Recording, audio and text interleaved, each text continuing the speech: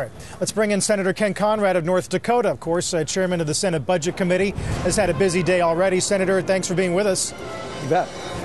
I'm sure you were able to hear Senator Reid say we're not going to wait until the last day of December, working through the Thanksgiving recess. Do you agree with John that this was a good first step?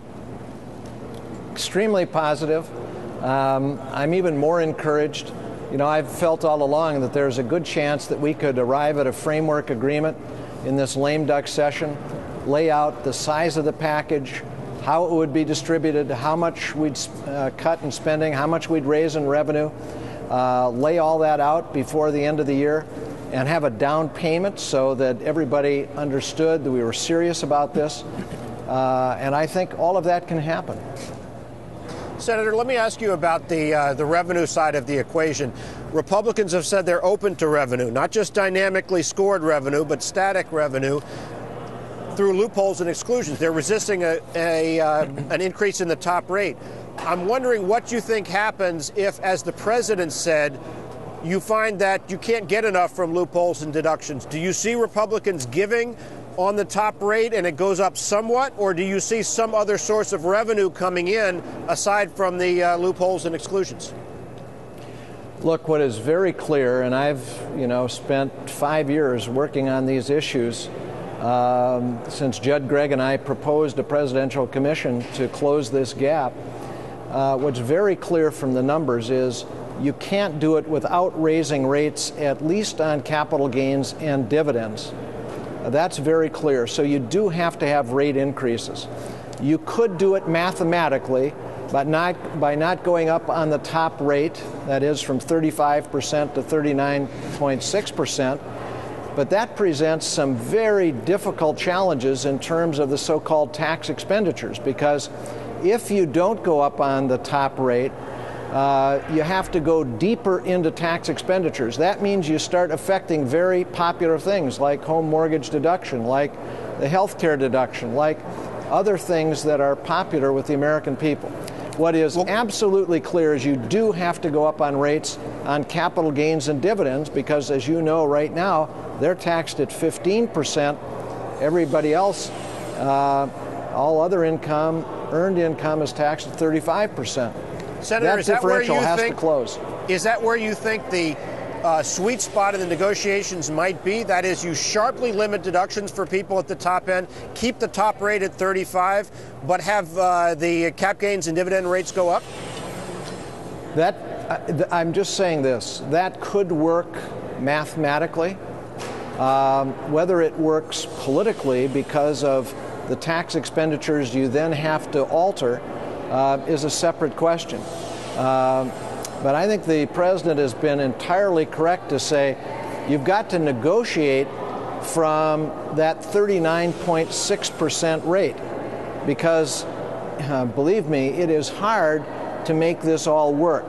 And so you have to begin the negotiations at that 39.6% top rate to really force people to deal with reality. Senator, the Speaker just talked about the other side. It's incumbent upon them to talk about reforms and entitlements just as much as they talk about revenue. I wonder if you think the conversation, even in the short period we've had this week, has been skewed to the revenue side, and whether we're not talking about some of the more painful things that eventually have to be dealt with. Well, look, revenue is the issue. I've been involved, as you know, in intensive negotiations with Republicans in Bowles-Simpson, the Group of Six, the Group of Eight, hundreds and hundreds of hours. And at the end of the day, the big difference is on revenue. Republicans, until now, have absolutely been opposed to any change in revenue. Now that's starting to change, so I commend them for it because that's reality. Look, revenue is almost at a 60-year low in this country as measured as a share of our gross domestic product. So Senator, revenue does have to be part of it. On the entitlement side, Democrats have expressed repeatedly, including all the negotiations last year, a willingness to deal with the health care accounts if there was a revenue component.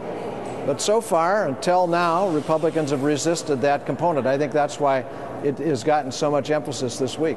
Senator, following on Carl's question, you and I talked in the summer right after Mitt Romney had selected Paul Ryan as his vice presidential running mate. And of course, Ryan has proposed much further reaching changes in Medicare than Democrats have been willing to support. What do you think has been the practical effect of Ryan's vice presidential candidacy on where we pick up the negotiations now?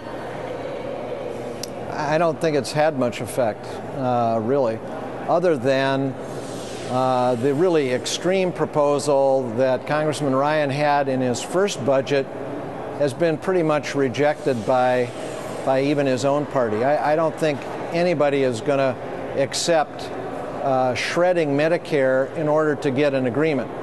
That cannot be the answer. Senator, one last question here. The Dow's up 30 points when these negotiations began. They were down 40, 50 points. Pelosi makes this point about potentially creating a method by which you communicate to the market how negotiations are going without negotiating in public. Is there a way to do that between now and year end? Yeah, that's to get a result. At the end of the day, what really has to happen is that we agree on a down payment, something that would be put in place right away, and we agree on a framework so that we know how much we're going to save. I'm in favor of $5 trillion, and to do it, how it's to be done. How much is revenue? How much is spending? What are the categories of spending with precision? And then to work out the details, how those goals are to be met over the first 6 months of next year. That is a practical and responsible way to proceed. Well, we got Chapter 1 under our belts, Senator. Appreciate your time, as always. You bet. Senator Ken Conrad joining us.